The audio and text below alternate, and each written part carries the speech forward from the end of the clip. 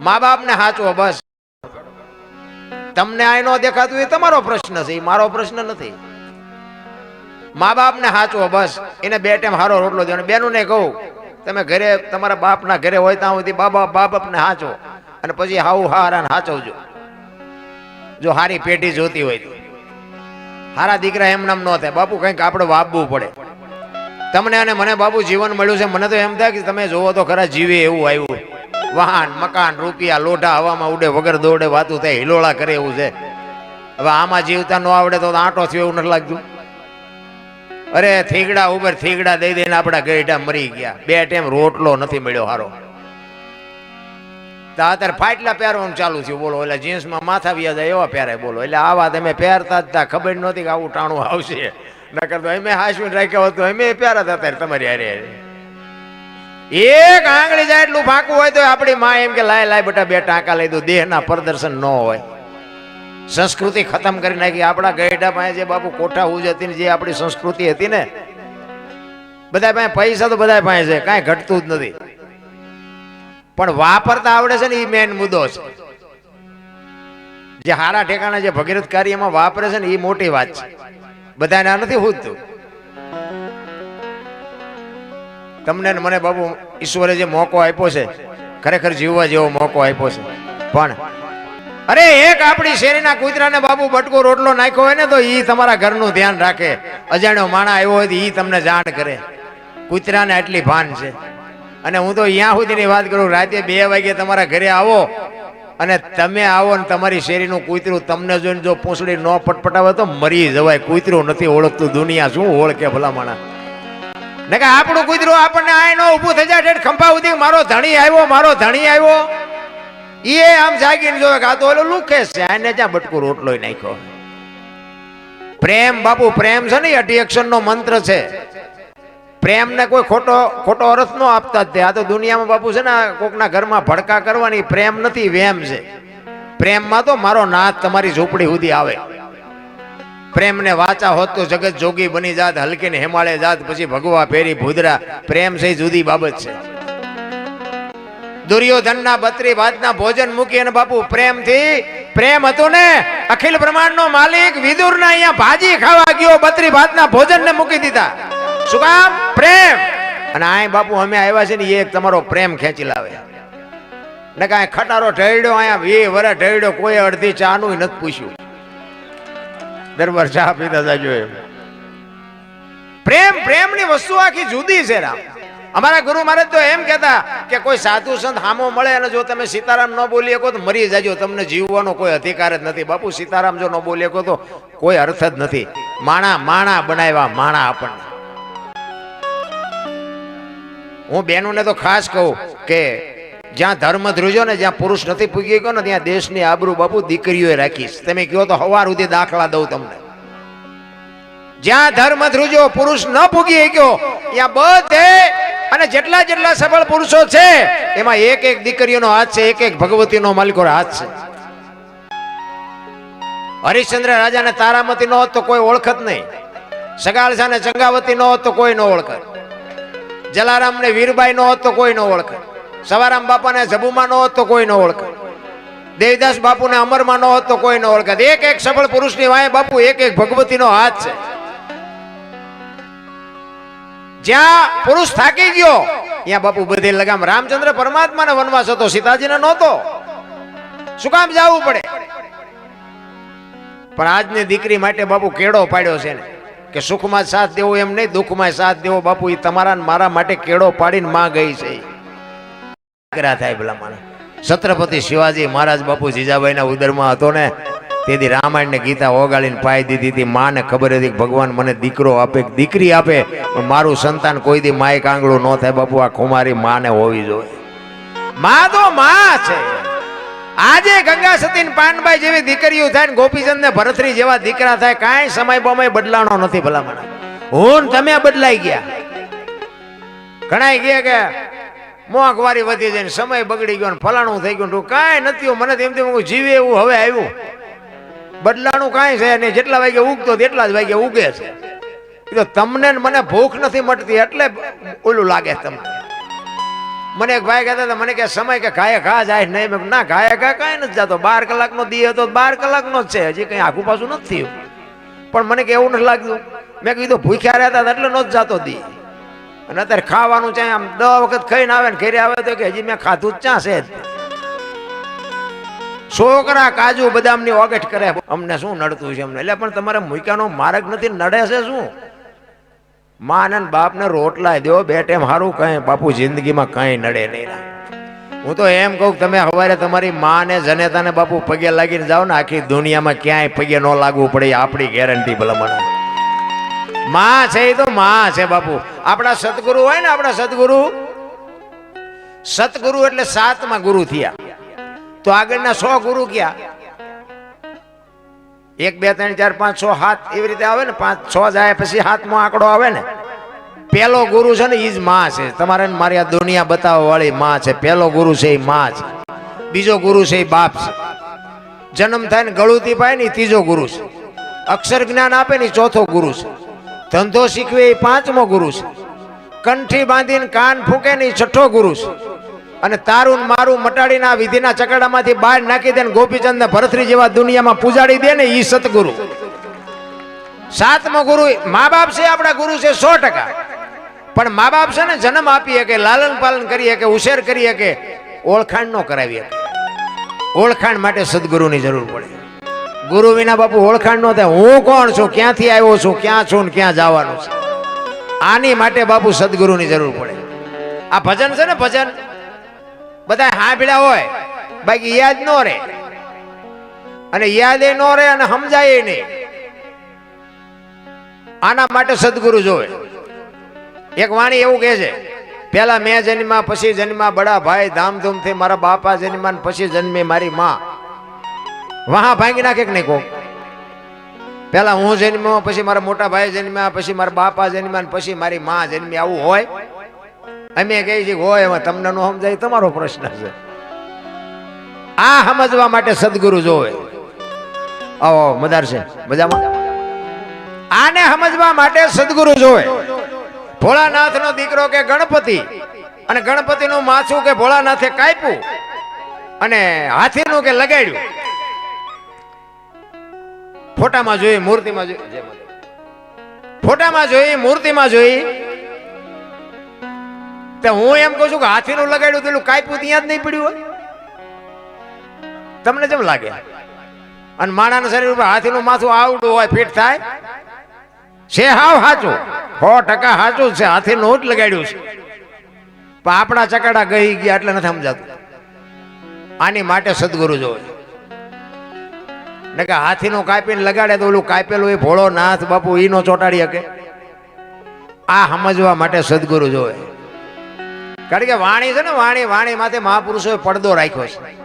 અને પડદો છે ને એ સદગુરુ મહારાજે જ આગો કરી કે તમારી મારી તાકાત જ નથી. સદગુરુની કૃપા હોય ને તો જ તમને સમજાય, બાકી ન સમજાય. એટલા જ માટે મહાપુરુષોએ ઘણી બધી વાત કરી છે. પણ જેટલા મહાપુરુષોએ દિલથી બાપુ હાથ કર્યો ને, હું તો એમ કહું કે આજે આવે.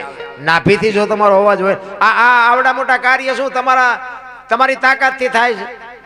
એ વ્યામમાં ન રહેતા કે આ મેં કર્યું. એ એવી ચેતના કોઈક ભેગી હોય તો થાય, બાકી રૂપિયાના ઘર ભર્યા હોય તો ન થાય. ખોટી વાત છે. એ તો બાપુ આ અબોલ જીવને રોટલા ખવડાવો ને એની દુઆ તમારું કામ કરે. એવા સંતની બાપુ ચેતના હોય ને, ચેતના તમારું કામ કરે. તમારે તો આગળ હાલવાનું હોય, બાકી લાઈન દોરી બધી અહીંયાથી મળી જાય. તમે જો 1 કરોડ રૂપિયાનું મકાન હોય ને, એમાં કચરા પોતા કરતા બેનું દીકરીઓને જોઈએ છે. કોઈ કચરો નાખતા જોઈ? કચરો ક્યાંથી આવે? કચરો તો ગરવાનો. એટલે સંતો કહે છે આ કરોડ રૂપિયાનો દેહ છે ને, આમાં ભજન રૂપિયા કચરા પોતા કરતા રહેજો, નકર ગરી જાય કચરો કોઈ બાપોય નહીં કાઢે. અરે બાપુ, મહાપુરુષોએ તમને ને મને શાન કરી છે કે કરોડોની કિંમત નો અબજોની કિંમત, જે અમૂલ્ય જેનો દેહ કહેવાય, જેનું મૂલ ન થઈ શકે, એવો તમને મને દેહ આપ્યો છે. હરિદ્વાર વાળા કે દ્વારકા જવું છે, સોમનાથ વાળા કે પાવાગઢ જવું, તો સાચું ચા છે. આમથી આમ ને આમથી આમ હળિયા સીડ્યા બધા. એ કે જડતું કાંઈ નથી, તો જડવાનું નથી. અમે તો ગોકુળમાં ગયા હતા. ગોકુળમાં એક બાપુ બેઠા હતા, એક રૂમ હતો, અને એમાં નાનો એવો હિંડોળો હતો, ને કૃષ્ણ ભગવાનની મૂર્તિ હતી. તમે 5-7 ભાઈબંધ ફરવા ગયા હતા, અમે અહીંયા અંદર ગયા ને કે બેસી જાઓ, એમ બધા બેસી ગયા. એ કે 100 રૂપિયા લાવો. મેં શાના? એ કે કાનુડાને હિસકો નાખવાના. મેં કીધું અમારા 100 રૂપિયા બગડે અને કાનુડાની નીંદર બગડે, ભલે હું તો. એ કે નાસ્તિક લાગો. મેં નાસ્તિક છે તેમાં તો કાનુડો અહીંયા દ્વારકા વ્યુ આવ્યો, અહીં કાંઈ છે નહીં, અમે તો અહીંયા આંટો મારવા આવે, કાનુડો તમારી ભેગો છે. આવીને આવી દુકાનો છે બધી મારા રામ. માને ને બાપને જોતા હોય ને 10-20 રૂપિયા 25-50 રૂપિયા એને આપજો, અને ઈ કંઈક તમારે આંતડીની દુઆ દે ને તો તમારા અટકેલા કામ નીકળી જાય. જીવન મળ્યું છે બાપુ. અને એક બીજી વાત ઈ કરું કે મેં તો એવું સાંભળ્યું છે કે બધા દીકરીઓના પૈસા લે, લગ્ન વખતે દીકરીઓના કે પૈસા લે. કમાલ કહેવાય ને. કે મને એમ થાય પ્લોટ વેચે, મકાન વેચે, વાહન વેચે, ઢોરા વેચે, કપડા વેચે, જોડા વેચે, દીકરીઓને વેચવાનું હતું કમાલ ન કહેવાય? હું અમારા સમાજની વાત કરું ને બાપુ, આમ સાતી ઠોકીને તમને કહું, અમે હજી દીકરીઓનો 1 રૂપિયો નથી લીધો હજી આજની તારીખમાં, કોઈ દી 1 રૂપિયો નહીં.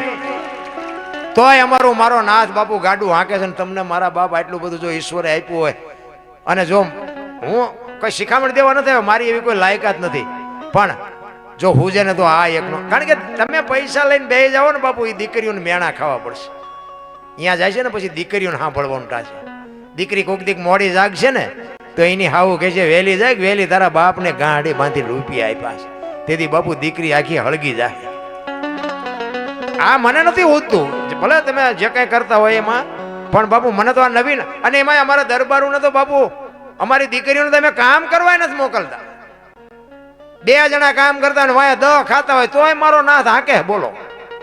જોકે અત્યારે તો બધાને ભગવાનની દયા છે, ઘરે બધાને નોકર ચાકર કોઈ કામ નથી કરતું. નકર તમે બધા આ પાટીદાર સમાજને તો બાપુ બેનું દીકરીઓને ખેતીમાં કામ કરવું પડતું. અમે કોઈ દી બાપુ જિંદગીમાં કામ નથી કરાયું, જિંદગીમાં 1 રૂપિયો કઈ દીકરીનો લીધો નથી, તોય મારો નાથ ગાડી હાકે. અને આ તમે બધા હેઠા બેઠા અમને આઈ ચડાવ્યા, લ્યો બોલો અમે પૈસા નથી લેતા તોય. અરે આ તો હારું મને કમાલ. મારો નાથ સંપ્રદાયનો સાધુ વેલનાથ બાપુ, ઠાકોર સમાજ, એકવાર વેલનાથ બાપુ વસ્તીમાં વિચરવા માટે નીકળે. ફરતા ફરતા એક ગામની માલિકો આવ્યા, દી આથમવાનો સમય, અને કીધું કે મારે રાત રોકાવું છે ને હરિહર કરવું છે, કોઈ ઘર ખરું? એટલે ગામના જુવાનિયા હતા ને એને બાપુની મસ્કરી કરી. એક ગામમાં રામલો કરીને ઠાકોર ને ઈ ચોરી કરવાનું ને સસલા મારવાનું ને શિકાર કરવાનું એવું કામ કરતો હતો. એટલે જુવાનિયાઓએ બાપુને કીધું કે બાપુ આમ હાલા જાવ, અહીંયા રામજી કરીને એક ઘર છે ને, અહીંયા બધા બાવા સાધુ આવે. હવે અહીંયા ગયા બાપુ, રામલો બેઠો હતો. એને કીધું કે ભાઈ રામભાઈ નું ઘર, કે બાપુ સીતારામ આવો. રામભાઈ મારું નામ. તો ખેડૂ હોય એના ઘરમાં હાથીડા પીડ્યા હોય, નોકરી વાહન વાળા હોય તો વાહન પીડ્યા હોય, આ શિકારીના બાપુ એના સાધનો પીડ્યા હોય. બાપુ સમજી ગયા કે જુવાનિયાએ મને ખોટો ભરાયો. એટલે કે આવો બાપુ. એટલે કે ભાઈ મારે હરિહર કરવું છે, રાત રોકાવું છે. કે બાપુ હું તો પારથી જેવો પાપી છું, મારા ઘરનું તમને ન ખવડાવું, પણ હું તમને વ્યવસ્થા કરાવી દઉં. એ કે ના, તારા જ ઘરનું ખાવું છે. એના ઘરે રોટલા વાળું પાણી કરી અને ફળિયામાં ખાટલા નાખીને બેઠા છે. આજુબાજુમાંથી થોડાક બાબલા આવીને બેઠા અને બાપુને કહે છે કે બાપુ અમે તો પાપી છે, પારથી જેવા છે, કંઈક સત્સંગ કરો, કંઈક હારી 2 વાતો કરો તો મારા જીવનનો કંઈક ઉદ્ધાર થાય. બાપુ સત્સંગ કરે છે. રાતના 12-1 વાગ્યાનો સમય થયો. એ રામલાનો દીકરો બાપુ બહાર વાડામાં ગયો, એને એરું અડી ગયો, એરું કરડી ગયો. છોકરો ચકરી ખાતો ઘરમાં આવ્યો, અને ઘરમાં આવ્યો ને બાપુ ચકરી ખાઈને દીકરો પડી ગયો ને ખોળિયામાંથી જીવ નીકળી ગયો. રામલાના વહુ ડાયરામાંથી રામલાને ઈશારો કરીને બોલાવ્યા. એ કે અહીંયા આવો તો. રામલો અંદર ગયો. એ કે આપણે દીકરાને એરું આભળી ગયો, દીકરો ગુજરી ગયો. ત્યારે રામલો કે છે આપણે ઘણાના જીવ લઈ લીધા છે, અત્યારે ઢાંકીને મૂકી દે, સવારે જે થાય વિધિ કરી નાખશું. આજ આપણા ઘરે એક સાધુ આવ્યા છે. દીકરાને ઢાંકીને મૂક્યો. દીકરાને ખોળામાં માએ માથું લઈ અને એને આખી રાત કાઢી છે. બાપુ આ સંતની તાકાત કેટલી છે.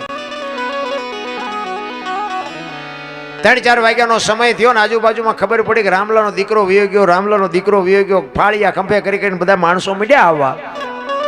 બધા પૂછે છે, બાપુ પૂછે છે રામલાને કેલા શું આ બધા આંટા મારે છે? એ કે બાપુ હવે હવાર પડવા આવ્યું, તમારે નીકળવું હોય નીકળો. એ કે મારે નીકળવું છે પણ આ બધા આંટા શું મારે છે? થયું છે હું? આખી રાતના રોકી રાખેલા આહુડા બાપુ તારું થઈ ગયું હો બે આંખોમાં. બાપુ બાપુ મારો એકનો એક દીકરો રાતે એરું કઈડો મરી ગયો. તેથી આ ભારતનો સંત એમ કહેતો હોય, અરે હું ગિરનારનો સાધુ છું, તારા ઘરનો એક બટકું રોટલો ખાતો છે ને દીકરો જો બેઠો ન થાય તો આ દુનિયામાં ભજન ને ભક્તિ ને ઓળખે કોણ? ક્યાં છે તારો દીકરો? એ રૂમમાં લઈ ગયા, દીકરાની માથે બાપુ પાણીની અંજળી છાંટી દીકરો બેઠો થયો. દીકરો તો બેઠો થયો પણ રામલા ના બાપુ ખટાકો બોલી ગયો મગજમાં કે આ બાવાને જવા ન દેવાય ભાઈ. તેથી બાપુના પગ પકડીને કહે છે, બાપુ તમે મારા ગુરુ થાઓ, મને બોધ આપો, મને ઉપદેશ આપો, મને કંઠી બાંધો. બાપુ કે ભાઈ આ તો સમય સમયનું કામ કરે, તું તારું કામ કર, મને મારું કામ કરવા દે. કે ના બાપુ હું તમને જવા નહીં દઉં. એ કે તો શિકાર નહીં કરીને કે ના બાપુ હવે હું શિકાર ન કરું. એ બંદૂક ટીંગાડી દીધું, બધું કંઠી બાંધીને ઉપદેશ આપીને બાપુ જે કાંઈ વિધિ કરવાની હતી કરીને નીકળી ગયા. 400 મહિનાનો સમય થયો ને, અહીંયા એ પોતે મજૂરી કરીને ગુજરાન હલવે છે, શિકાર કરતો નથી. 6 મહિના થયા, બાપુને એમ વિચાર આવ્યો ગિરનારમાંથી કે અરે ઓલાને કંઠી બાંધી પણ કાંઈ સમાચાર નથી, સુધર્યો હોય છે કે નહીં સુધર્યો હોય. એટલે એમને એમ થયું કે એક આંટો મારી આવું. ઈ જ ગામના પાદરમાં આવ્યા. નાથ સંપ્રદાયનો સાધુ એવું કહે છે ગમે એનું રૂપ લઈ શકે એવું કહે છે, હાજુ ખોટું મારો રામ જાણે હો ભાઈ. એટલે બાપુને એવી ઈચ્છા થઈ કે આને શોખ શેનો હતો? કે શિકારનો શોખ હતો ને, એટલે એવું કંઈક જાનવરનું રૂપ લીધું બાપુએ કે આ જોઈને એનું મન બગડે છે કે નથી બગડતું. એટલે હરણ કે સસલું કે ગમે કંઈક એવું જાનવરનું રૂપ થયું અને ગામના ઝાંપામાં રખડે છે. ગામના જુવાનિયા બાપુ અહીંયા જોવા ગયા ને, એ કે ઓલા રામલાએ બંદૂક મૂકી દીધી ને કે ગામના પાદરમાં આવો શિકાર હોય કોઈ દી? ખોટું તમારે ન કરવું હોય પણ દુનિયા તમને કરાવે. એ રામલા પાસે જઈને કીધું, એ રામલા હાલ હાલ કે ગામના પાદરમાં જો તો ખરો શિકાર કેવો છે. એ કે ભાઈ મારા ગુરુનો આદેશ નથી, હવે શિકાર ન કરવું. પણ એ કે ન કરી તો કઈ નહીં પણ જોવા તો હાલ. ઈ જોવા આવ્યો ને આમ શિકારને જોયો ને, એ 40 વીઘાનો પાતો ભાળીને ખેડૂનું મન ડફળે ને એમ મન ડફળ્યું હો રામલાનું. અત્યારે ક્યાં ગુરુ જોવે છે, એક ભડાકો કરી જ લેવાય નહીં. એ ખીતીએ ટીંગાતી હતી બાપુ, કપડું બપડું મારીને કરી હરખી માલ પર 7 ગોળીઓ ભરી બંદૂકમાં અને નીકળ્યો બાપુ મોર શિકાર ને વાંયે. રામલો 1 2 3 5 ને 7 ભડાકા કર્યા, શિકાર વ્યો ગયો, થયો નહીં. અને ઘરે આવ્યો તો એક ભાઈ આવીને બેઠેલા. એ કે રામભાઈ તમારું નામ? તો કે હા. એ કે હું ગિરનારમાંથી આવ્યો છું, બાપુએ કીધું છે કે આશ્રમે આંટો મારી જાય. બોલો કે આજ જ બંદૂક ઉપાડીને આજ જ આવ્યા કે કાલે આવ્યો હોત તો કે. એ પાણી પીવા નો રહ્યો ને ત્યાંથી ઉપડ્યો ગિરનારમાં. એ બાપુના આશ્રમે ગયો ને બાપુને જોયું ને આખા શરીરે પાટા બાંધેલા.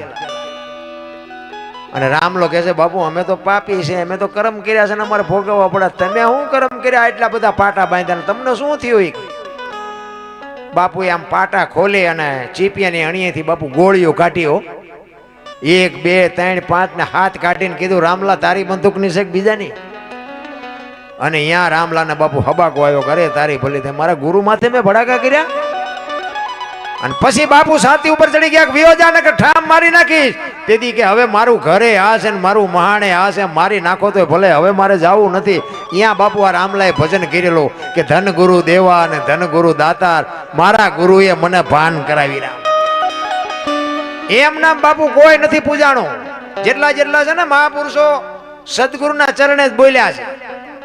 જેઠીરામ બોલ્યા, દાસી જીવણ બોલ્યા, મીરાબાઈ બોલ્યા, નરસિંહ મહેતા બોલ્યા, સદગુરુ ચરણે જ બોલ્યા છે. કોઈ દરબારના શરણે, પટલના શરણે, કોળીના શરણે કોઈ નથી કીધું. ને બળુકા તે દીએ નહીં હોય.